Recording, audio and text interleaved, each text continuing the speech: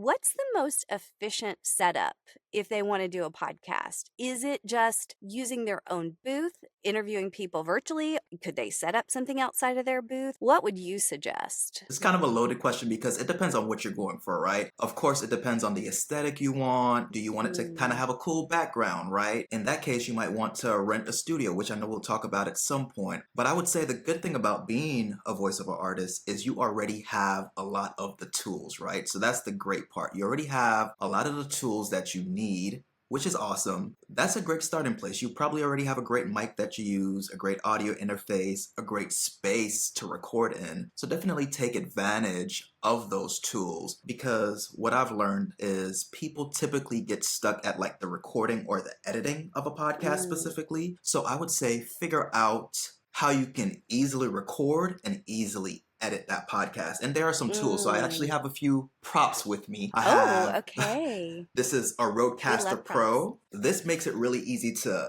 record a podcast. You just plug your mics in, you could cue sound effects or intro, outro music, and it kind of records it all to a 2-track. This could get you set up to where you don't even have to edit the podcast. There are settings on here for different microphones. So this kind of gives you a head start. And then if you don't have a budget for that, there is this one, right? So this is a Zoom pod track.